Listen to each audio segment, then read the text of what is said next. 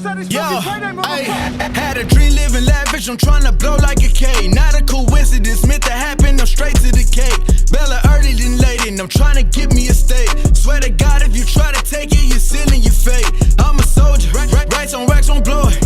Swear I'm taking off like in the sky, like it's the solar system. Feel that pressure, get him. So I had to get him. So it's really fuck they feelings. Yeah, so I just cock and load, hit that block and go. It's my time to go, won't stop the show. I'm this shit for show. This not just for show. What's good, YouTube? It's your boy Tim. So, I got my brother. Cut y'all. And your boy D Phlo. We in this motherfucker. Man, look, man. I had to come and interview my boy Phlo. You know what I'm saying? You see, I just stole his style. You feel me? I just got to let it grow out on the sides. But we're gonna do an interview today. Also, I seen y'all. I had Tim got interviews, but I did a poll, and everybody said they want to hear Tim talk. So we're gonna call it Tim Talks. Okay. Dropping jewels. You feel me? We're gonna be dropping jewels on here. We're gonna be tapping in with everybody. But today we got my bro Phlo, and yeah, bro. I'm gonna start off like I start off everything off. Well, this is my second interview. Like I'm doing this up. You know what I'm saying? Tell me a little bit about yourself, where you from. You know what I'm saying? So my name is D Phlo. A lot of y'all probably don't know it's DPHLO. You feel me? But I'm from Tampa, Florida. Well, Tampa Bay, Florida. And I'm a rapper, YouTuber.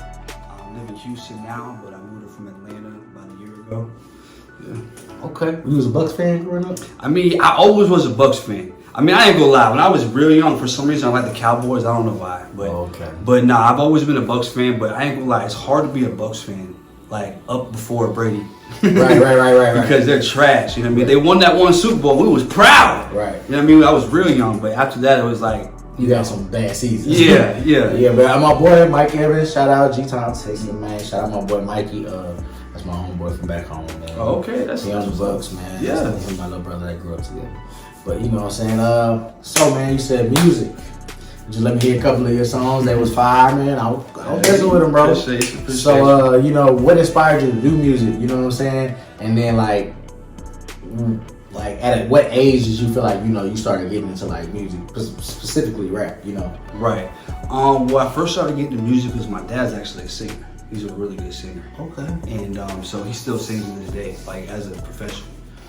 But you know, so he got me into music just naturally. But I've always just loved music. Probably ran in my blood. You know what I'm saying? So like, I started playing guitar at about 8 years old.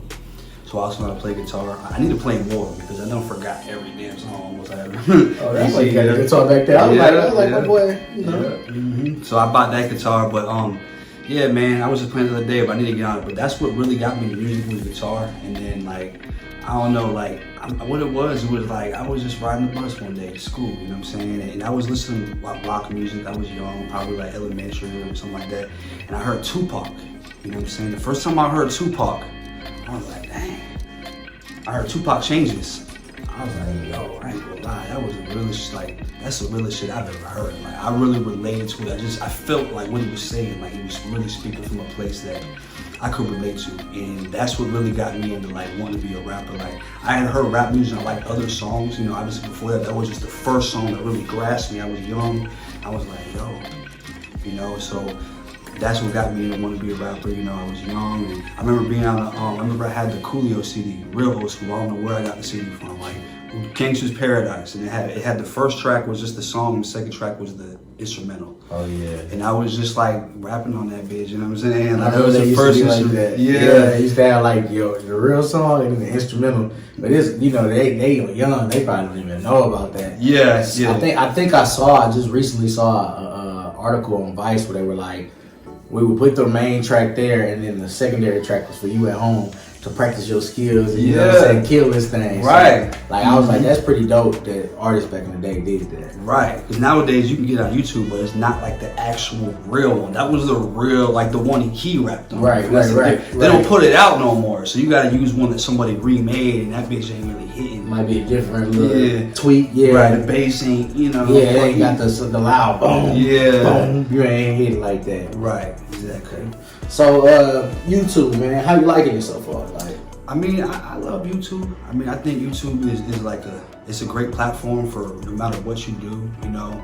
I mean, honestly, like I just took a break for a month because I mean, I feel like, you know, YouTube is a lot of work. You know what I'm saying? It's a lot of work. They don't understand, bro. That's why I be taking this, y'all. It's a lot of work, y'all. I know some of y'all are aspiring YouTubers, so it'd be like, damn, like, when you trying to do this by yourself, it's tough, because you ain't really touching money yet, so you got to do other things to touch money, but then you get tired, and it's a lot that go into it. Man, we got girls, it's like, it's a lot, you know what I'm saying? I got nephews. Businesses. I'm trying to get on there. Pull out gangster. He got businesses. I'm trying to get like him, you know what I'm saying? I got photography business. Stop playing myself. Yeah. You know what I'm saying? Don't never talk yourself. You know what I'm saying? Stop playing myself. Yeah. I got braids now like Phlo. You know what I'm saying? So I know earlier we were talking and you were telling me like the pandemic was kind of what like pushed you to like even get into YouTube. Yeah, like prior to the pandemic, you know, I was out in Atlanta grinding. I had a single that was like going crazy. Like most of the DJs were playing. Well, I ain't gonna say most, but there's a lot of DJs in there. But a lot of DJs were playing. Radio DJs were playing it, playing on the radio, all that shit. You know, not in rotation, but like come to the station and play it for me type shit. You know what I mean? So like getting in there, starting to break some shit, making shit happen. And then right as that was going on, that's when the COVID happened. You know what I'm saying? Pandemic. It hit Atlanta hard just like everywhere else. The coast closed down and everything. So, you know, we kind of got stuck at home. I was like, damn, man. You know, it's like they still had the radio going so we could still call on the station and stuff like that. But it was just like they were at home with it. It just wasn't the same, you know. Like everything was just starting to break down. So if you have a momentum on a record in the club and they're playing that shit naturally and then the DJs are no longer in the club, you could see how that could affect you. You feel me? So what happened was we got stuck at home, me and my girl. Because, you know, I had a single in the club and so did she. Her name was Princess Leia, for those of y'all that don't know. We're in the YouTube couple, Princess and Phlo. Subscribe, gang. Subscribe. But that's how we became a YouTube couple, was because the pandemic happened. We got stuck at home. She was like, yo, you want to do the YouTube? She had been asking me. I was like, man, I ain't really funny and shit. Like, I'm serious. You feel me? Like, my persona was so serious back then. It still is, but I figured out a way to be more funny. You feel me? Like, I didn't want to be funny because as a rapper, it's like you want to be taken seriously. I don't want to be people laughing at me. You feel me? Like diss you in a song. Yeah. You know what I'm saying? I get what you're saying. You feel me? So that's kind of. It just might have been the people I was around and the influences I had. That's the type of persona I had, and I was like, so I had to kind of break out of that. But when we finally started it, you know, I ended up liking it. I ended up agreeing with it. It was a good idea. You feel me? Right, shoot. I'm glad you did it because I met you. You know what I'm saying? Yeah. My bros, I done talk to them every day now. You know what I'm saying? Like, and it came, you know, from YouTube. So YouTube can, you know, have its benefits. Is what I'm trying to do right now with these interviews, creating brotherhood. I feel like YouTube so like me and Jack talked about this like competitive, right? Where it's like, damn, like we can all eat, bro. We all do the same thing. Right. We all can just help each other build. Right. Like, I don't care if you've been doing it 5 years, 6 years, 10 years, bro. If you got somebody who you rock with, just help them out, bro. Let's just all lift each other. Yeah. You might not know, like, you could be popping on YouTube for 10 years, but you really don't have a passion for it.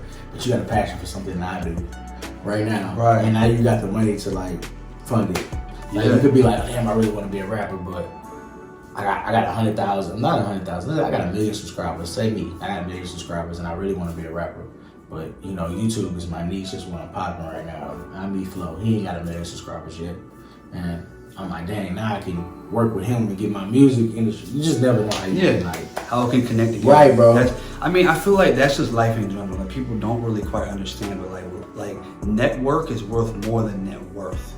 Because the people you keep in your circle is what you're worth. So if your circle is consistent of people who have less than you, and then you're gonna have less. You know, you want to keep people around you who got more. And it's not just about more money, but just like more knowledge and more push, more motivation, more just more. It's things that you want. You know what I mean? And in the YouTube world, a lot of people like want to kind of compare and contrast and try to compete and stuff like that. I feel like, man, you know what I'm saying? We all can, like, I always look at it like, because I look at the world from where I come from, a rapper. Rappers collab, they work together, right. You know what I'm saying? Like, you got Maybach, you got Cash Money, you got all different labels, always from back in the day, all the way from Tupac, and they were all collabing with people from different labels, you feel me? They were different cliques or whatever, you know what I mean? Like, just different coasts and everything. Yeah, different coasts, different styles. Right. Like, they were in competition, literally, because when they drop an album, they're like, well, so-and-so got this many sales and so on. So they were in competition by the society, you feel me? By the industry.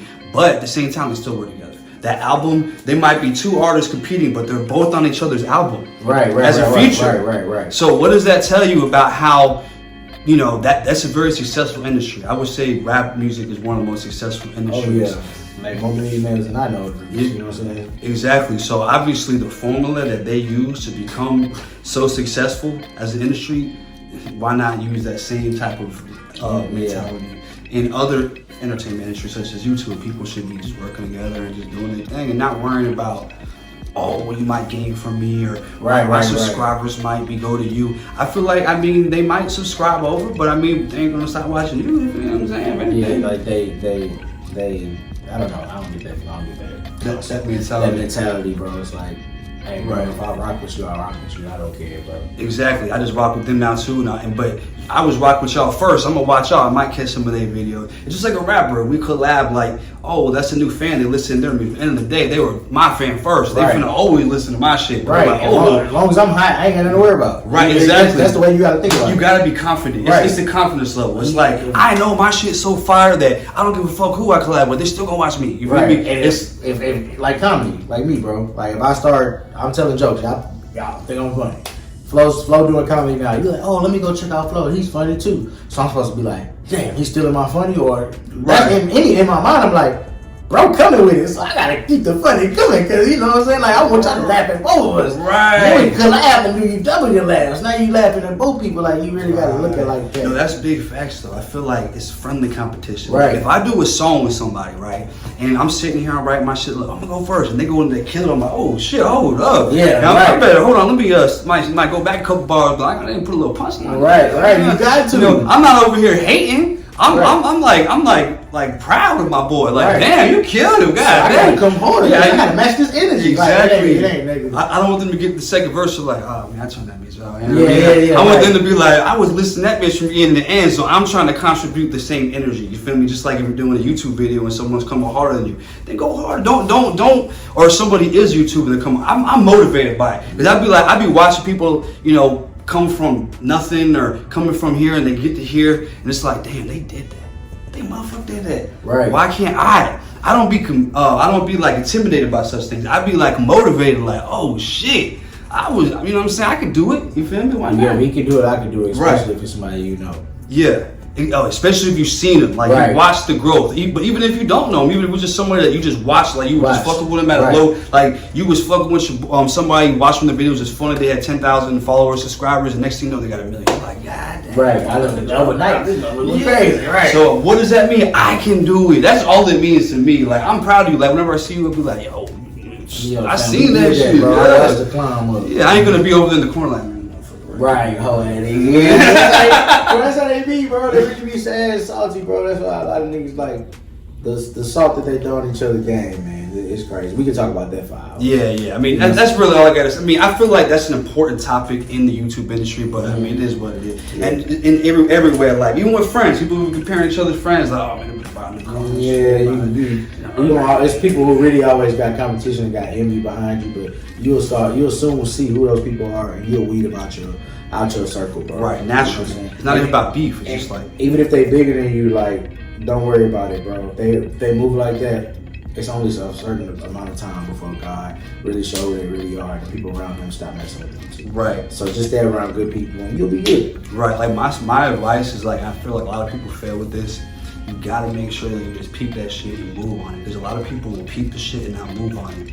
And they spend years kind of in these toxic situations. It could be relationship toxic situations. It's like, you knew what's going on, man. Like you ain't even address it properly. Right. So it's like, just peep and address it. Just know that you were told this information. You were shown this shit for a reason. So utilize that shit. You know what I mean? Like, don't ignore it. You feel me? Facts. Sorry, guys. I'm a little thirsty. All right. So, interracial couples. You know what I'm saying? You want to know. Matter of fact, you might be the only interracial couple I know.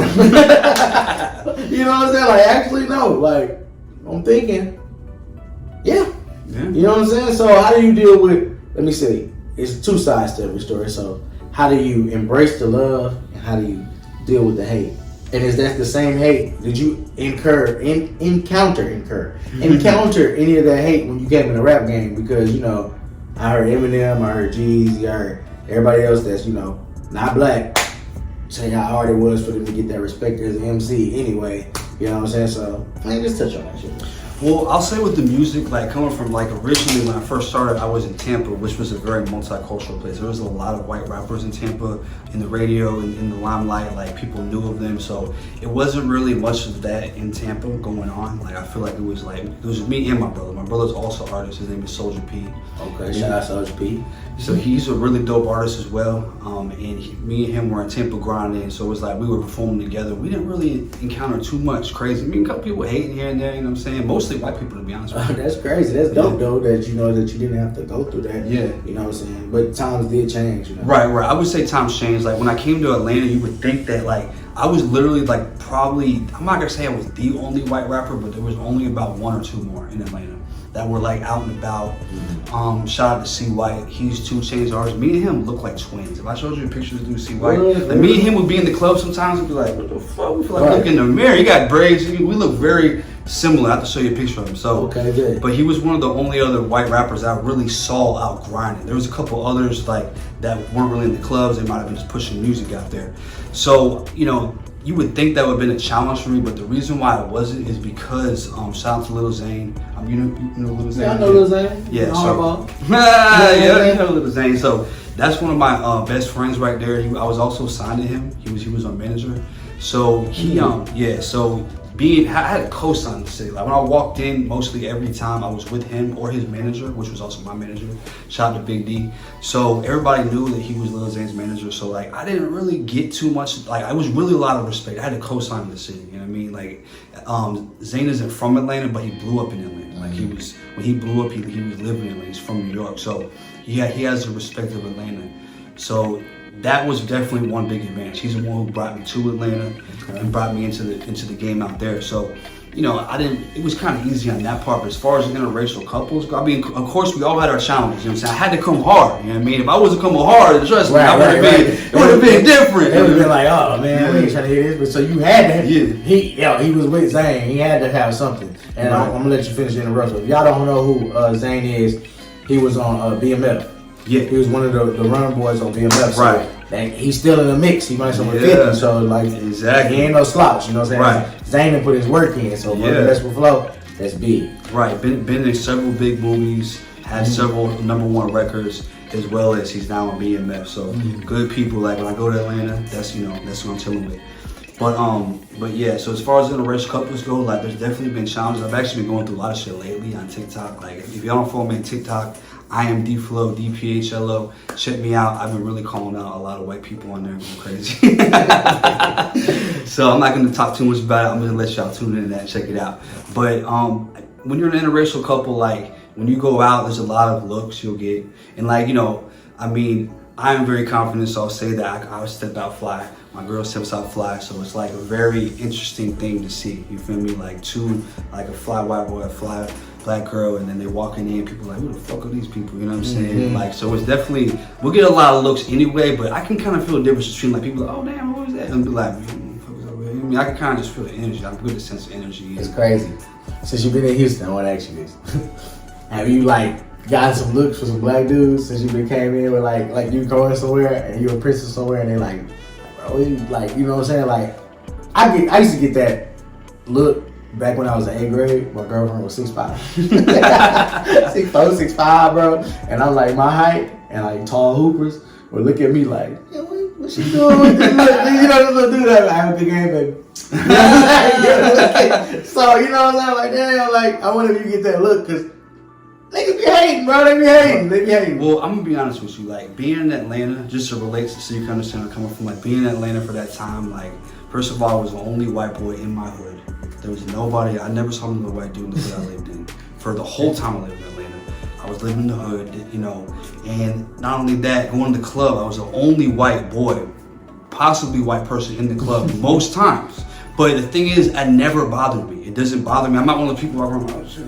Right. I'm just walking in like I belong there. So the thing is about me, what I learned about like life is like I don't really look people in the face too much. You feel me? Like, I pay attention to what's going on in my surroundings. Like, there's funny shit going on. There's people looking crazy. I'm gonna notice, but I don't really look too much many people in the eyes or in the face too much. I mean, unless I know you, I'm not looking around. Like, I'm seeing, and I think that's part of the reason why I don't get bothered. Why I don't really because you're not even like giving the chance to lock in. Yeah, I'm not giving you the opportunity to kind of like fuck, like try to put into the energy. So they kind of feel like, I feel like most people feel like, okay, I mean, cool, you feel comfortable, like, right. And I, to be honest with you, a lot of people don't even know if I'm white or not, you know what I mean? I get a lot of people, are you albino, or you know what I mean? So, I don't know if people get confused by the way I dress, the way I move, like, for whatever reason, either I don't notice it or just don't happen, but my girl do be peeping it, though, so I will say that she be like, oh, look.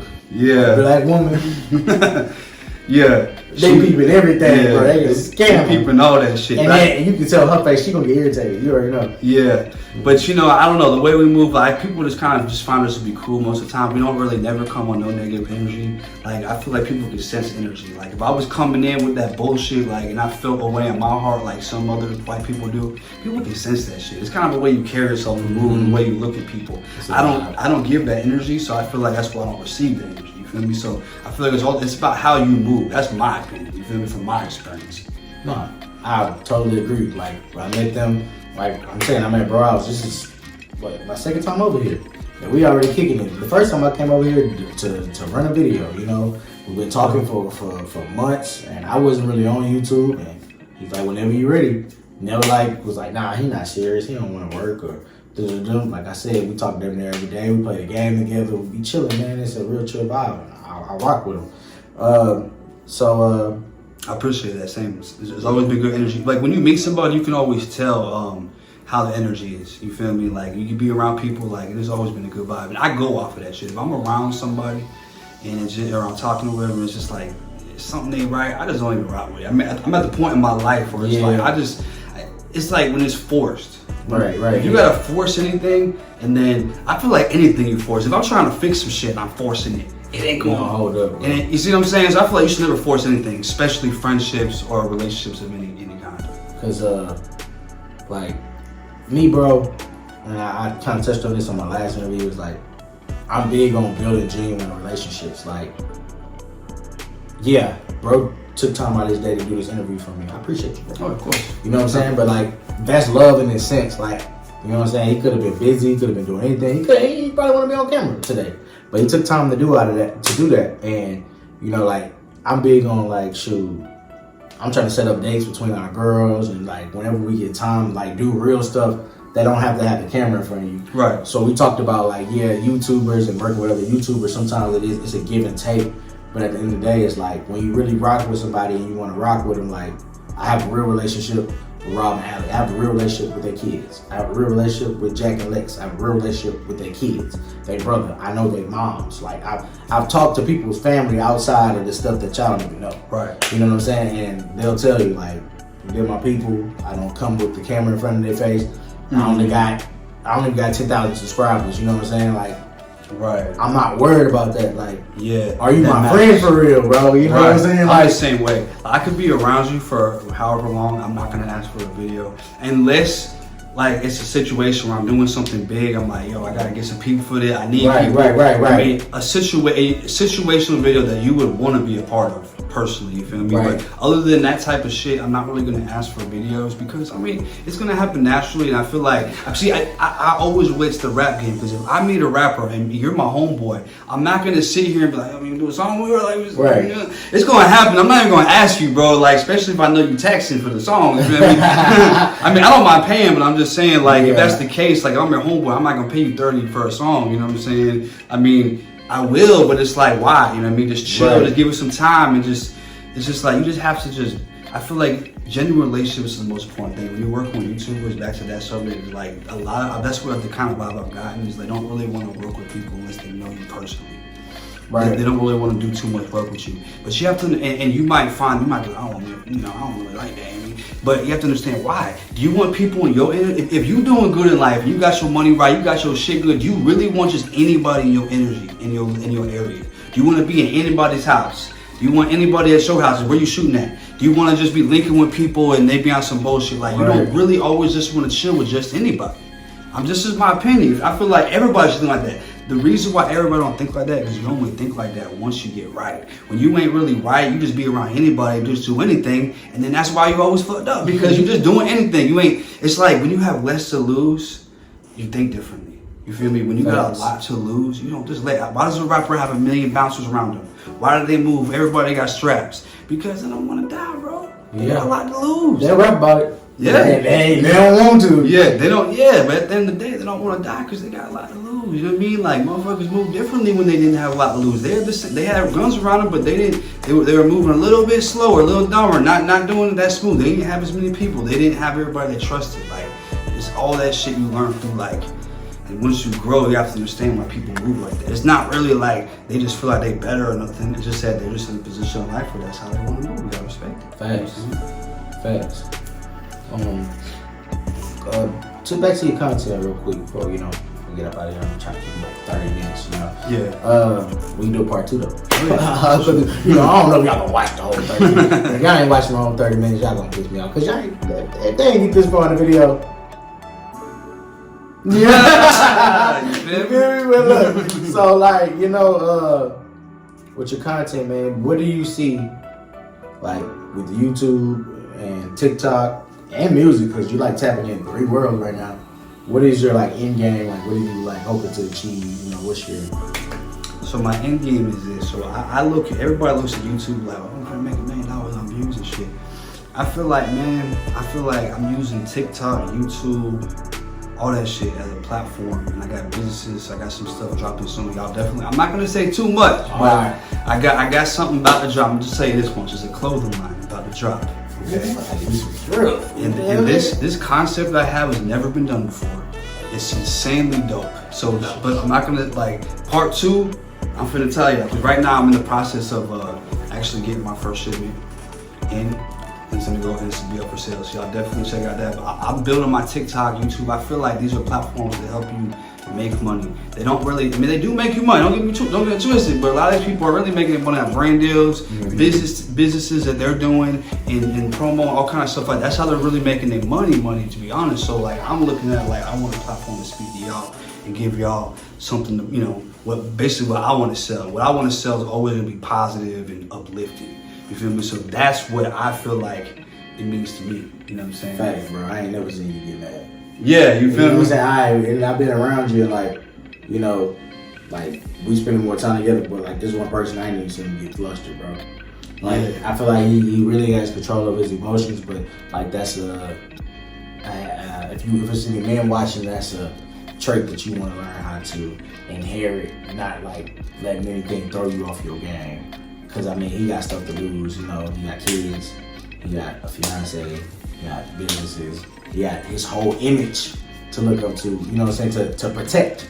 And you don't want to let, say he didn't know me and I come in on some fuck shit and I interrupt what he got going. But I don't got nothing going for myself, bro. I ain't really even got no dreams or aspirations. So let me ask you this, you gonna let somebody with some dreams and aspirations kill yours? You a fool, man. You know what I'm saying? He ain't gonna look. He said he ain't gonna look you in your eye. I gotta steal that. I ain't give you the chance to intimidate me, bro. Right, exactly. This nigga's trying to intimidate me. Right. Now, if we're having a conversation, that's different. But I'm not gonna sit here. I learned that because live in the hood. If I'm walking around looking at everybody in the eye, they're gonna be like, "What's What's wrong?" Yeah. Nobody really. I'm gonna be real with you. I lived in the hood for 5 years, 6 years in Atlanta. Some of the worst hoods. And I never got tried once. Never. Going to the store every day, walking through the streets, never got tried. Why? Because I know how to move. You know what I'm saying? And I just move with a certain way. It's energy. I'm not over here walking around mad. Everybody, and I feel like it's important, for everybody to get mad every now and then when it's a reason. Right. But other than that, it's you gotta play chess. Not checkers. You playing chess. Every move you make is strategic. If you make a bad move, you make a miss move, you lose the game. One move. Right. You know what I'm saying? So you don't want to make too many bad moves. We all make mistakes, but you gotta. And it takes time. I've been through a lot of shit. I done been in situations that were real crazy, and I had to make decisions like life or death. You know what I'm saying? Right. And once you have to do shit like that and stand on your feet and keep moving and watch your back, you realize that emotion will destroy you. You know what I'm saying? Bro, done been through some stuff, y'all. He got a song about his life that he just let me hear, and I'm saving that for part 2 because that's gonna take a whole video. You know what I'm saying? I want y'all to get acquainted with it, but you know what I'm saying? You've been through some stuff. You've been through some stuff black people go through. So y'all thinking like, you know what I'm saying? Like I listen to it. You know what I'm saying? I felt it. I was down there over there teary-eyed. Like, man, daddy, oh. You know what I'm saying? Yeah, You feel me? You know what I'm saying? Shit, my daddy, oh, it's alright. You know, that's it what it is. You feel me? People Like, make mistakes. You know, one thing I learned is, and this is one more lesson I want to tell y'all, is like if your parents aren't really raising you the way like you feel like you should be raised, what I learned is what not to do. right. Because a lot of people learn from their parents what to do, which is no, that's how it should be, right? But if your parents aren't teaching you what you should do, they're teaching you what you shouldn't do, then instead of following them, you're like, you know, I ain't never doing this shit. I ain't never finna do this. Right. You know what I mean? Like I learned a lot of lessons from my dad, but they weren't necessarily what I should be doing. But Right. at least I'm not doing this shit. You know what I mean? Yeah, So you know how to avoid it. The same Right. with me. You know what I'm saying? I thought my daddy, oh, I love him. I'm here because of him. But you know what I'm saying? It's like, as far as, you know, how he moved, it was some whole stuff. He got to stand up. You know what I'm saying? But like he said, I learned what not to do. And that's the number one thing in life. If you see me, if I walk in the bathroom, bro, and I tell you this, a nigga do it in there, touching himself, you gonna go in the bathroom? All right, cool. So you know what I'm saying? That's he done learned a lesson because I had to be traumatized to see it. But it's a couple of you fools that say I gotta see it for myself, and I don't know what that make you. Either make you fool, either make you a fool, or you a little. You ain't me. You feel me? Hey, you a little weird. it's when you get out, you can go, motherfucker. That's about it. Like, all right, bro, you out. Don't be calling me, though. What the fuck you doing? Well, man, look, man, I appreciate y'all for tuning in to part 1 because I gotta give everybody part 2, bro. We really can like sit down for like an hour, bro. But number one, I don't want to edit our YouTube video, and I know y'all ain't gonna stick around long enough to watch our YouTube video. At least That not bitch right gonna now. take like 4 hours to bounce through. Right. At least not right now, fam. But once we get there, Yeah. y'all gonna tap in. So, anything you want to tell the people before you burn? I mean, I just want to tell y'all, go to my Instagram right now at I am D Phlo. But I ain't gonna lie, I'm on this TikTok shit right now. Yeah, TikTok. I ain't gonna lie, I'm almost to 60K right now. I've only had my TikTok for about 3-4 months, so yeah. Yeah, you can move it. You get momentum. Yeah. You know what I'm saying? So, it's one question that I like to ask before we get out of here. alright. All right, D Phlo. You talking to future D Phlo right now? You know what I'm saying? You go back. I say 5 years. Let's say 5 years from now. Oh no, I say a year. 1 year from now. What do you want to tell yourself? Like, you know what I'm saying? 1 year from now? 1 year from now. What is a message that you need to give yourself, bro? Okay, so 1 year from now, I want to tell you that if you ain't making 1 million profit off your clothing line, then you ain't doing good enough. Ooh, hey, future D Phlo. Future D Phlo, get yourself together, bro. Cause look, past D Phlo got some shit for you. You feel me? See, so in 1 year, I'm finna watch this, and you better be making $1 million You profit. better be making I said $1 profit, million profit. not just revenue. Not profit. sales, bro. He Yeah. said $1 million profit. You feel what I'm saying? You know what I'm saying? I'm So- be dripped out with him. You feel me? And that's called putting that bitch in the universe. I just put that bitch in the universe. You feel me? So we're just gonna see what happens. You know what I mean? We gonna see what's happening. Hey, until next time. Oh yeah, tap into my other podcast, the Creators Podcast with my boy Christopher, another funny comedian. But until next time, man, we out.